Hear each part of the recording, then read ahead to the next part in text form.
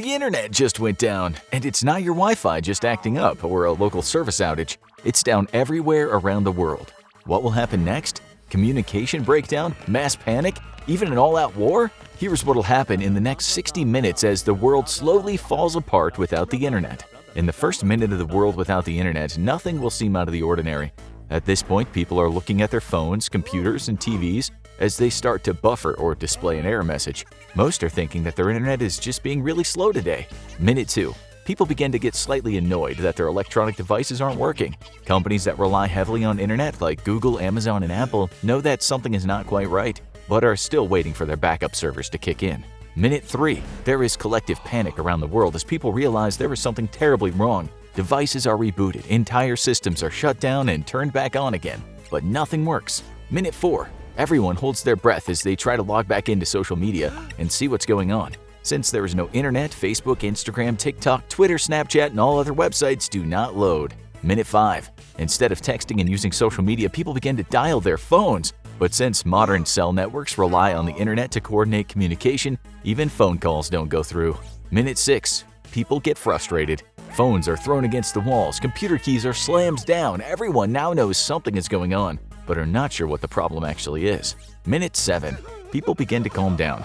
Minute 8. For those who are more level-headed, using their landline to call their friends and family to see what's happening would be the next thing that comes to their mind. This would be useless, as even the landlines are down as the central control system uses the internet to organize the transfer of information. Minute 9. TVs are turned on, and people begin flipping through channels in hopes of finding one that works.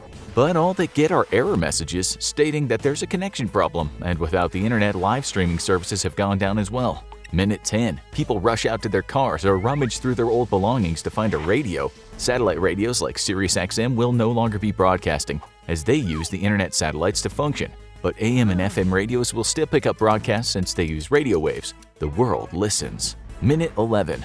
After the entire internet went down and the backup servers didn't kick in, the government and military start scrambling to find a solution. The president has been taken to a secure location until the cause of the internet crash can be determined. Minute 12. Law enforcement, fire department, and hospitals now realize this isn't just a glitch in their systems, but in every system. All available personnel are called in to help deal with the crisis. Minute 13. Due to power reserves being depleted, the electricity goes off. Much of the dissemination of electricity is done through smart grids. When the internet is down, they quickly overload. There are surges and explosions at power stations worldwide as systems either get fried or shut down. Minute 14. Some stoplights are still operational if they're on their own timers and have an independent power source, but many turn off when the power stations went down. People have begun leaving their jobs and whatever else they were doing to return home. Minute 15. Vehicle accidents happen around the world as there are fewer working signals still operational. Minute 16. Massive backups occur as people flood major highways and roads to get home. Minute 17. The beeping of emergency broadcast systems fill the sound waves as the government realizes the extent of the problem they're facing. Minute 18. People listen to the announcement that the internet has completely gone down for some unknown reason and that everyone needs to remain calm. Minute 19. No one remains calm. Minute 20. Planes are safely brought to landing as their navigation systems do not require the internet. However, some autonomous trains and vehicles have either crashed, come to a grinding halt, or run out of track as their GPS systems are connected to the internet and no longer working. Minute 21. The roar of generators fills the air as buildings and homes kick over to their own power sources. These will work for a while, but eventually will need to be replenished. Minute 22. With widespread panic setting in around the world, all law and order breaks down. Looters ransack shops and businesses. People start to panic buy food and water from every store simultaneously. There's a stampede for toilet paper. Minute 23. Fights break out at gas pumps as people try to load up on as much petrol as possible. Minute 24. Homeowners begin to barricade their doors and windows as a safety precaution, like something out of The Purge. Minute 25. At this point, businesses have been shut down except for a few lingering employees and owners whose life work lies within the company. Hospitals have lost access to their medical records and some of the more high-tech equipment is no longer operational, but they still prepare for what's to come. Minute 26. Some people have located old TV antennas in their attic and have hooked them up to their televisions. They watch the images being broadcast as politicians try to tell everyone to stay calm and wait for the internet to come back on. Minute 27. And still, no one remains calm. Supplies are gathered from around the house or wherever people are hunkered down. Minute 28. Buildings begin to get too hot or too cold depending on the weather, as there hasn't been electricity from the grid for almost half an hour. Minute 29. Service providers around the world now realize how much trouble they're in. They get in contact with other locations using radios and emergency phone lines that are not connected to the internet. It's around this point that it's clear every server in the world is down. Minute 30. Corporations now realize how serious the situation is as their IT technicians fail again and again to bring their systems back online. There's a mad dash to back up company information. Techs run around with hard drives and flash drives, trying to rescue any data they can in case the servers never come back. Minute 31. All non-essential personnel that remained at work are sent home. Minute 32.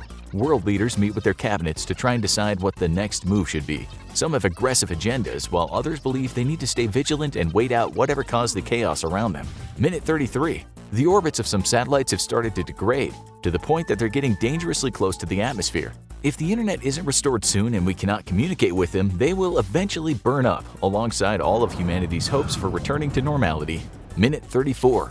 Religious leaders tell their congregants to pray. This may be the end of times. Minute 35. All transactions that were occurring at the time the internet have gone down completely failed.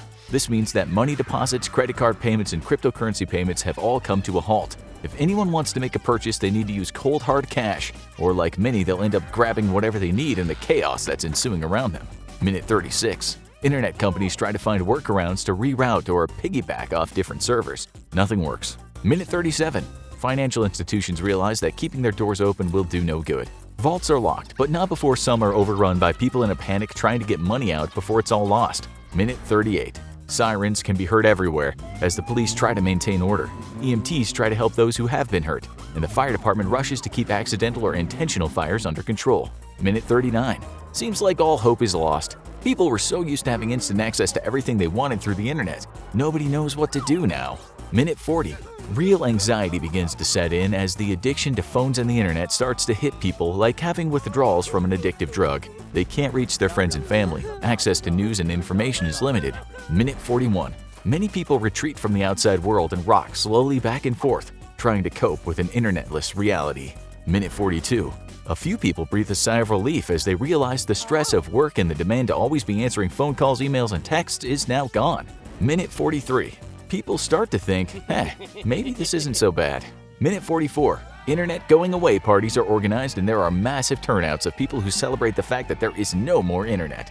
Minute 45. The government has figured out the cause of the internet going down, but at this point it doesn't much matter. They need to act first and worry about the reason later.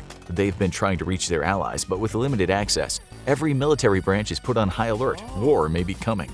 Minute 46. Intel agencies rush to collect hard copies of files that may be useful during wartime. Minute 47. Old radio broadcast towers are brought back online to try and send messages to more rural areas that might not be receiving any information about what's happening. Minute 48. Almost everyone is now aware that the problem plaguing the world is that the internet has gone down. Minute 49. There's a second wave of panic as new people find out how bad things have gotten. Minute 50. Economies begin to crumble. We live in a global market, but without the internet, this whole infrastructure comes crashing to the ground. Minute 51. Bankers and stockbrokers try to keep Wall Street from crumbling, but under the chaos of not being able to communicate with the outside world or receive data on what is happening, there is a fire sale, plus actual fires, and in an instant, the world economy implodes in on itself. Minute 52.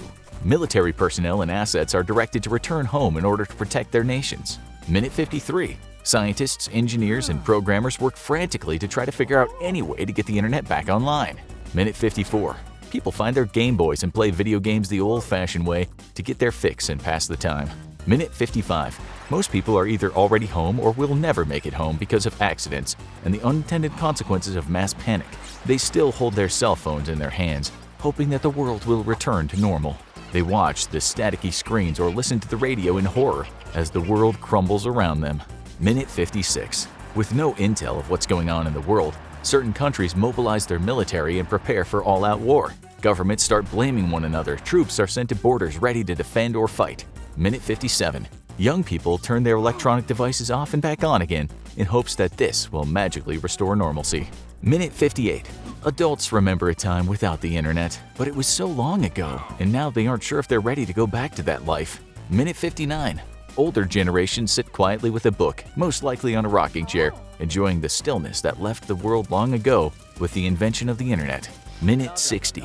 The internet going down created mass panic. However, it's up to everyone as an individual to decide how far the chaos will go. It's important to remember that this is an extreme scenario and some countries rely much less on the internet than others. But in this hypothetical doomsday scenario, things could go very bad very fast. But could the internet ever actually go completely down? Theoretically, it is possible, but incredibly unlikely. It's because the internet is not all housed in one place, but across different servers around the world. The EMP from something like a solar storm could cause the entire internet to go down. But if the storm was that powerful, we'd have bigger problems than losing the internet, like losing our atmosphere. Even if servers go down, there are always others to pick up the slack. So it's highly unlikely the internet would go completely off. But if it did, you and everyone you know would be impacted by it. Now watch scary internet websites you should never visit, or check out the last 60 minutes of being on death row.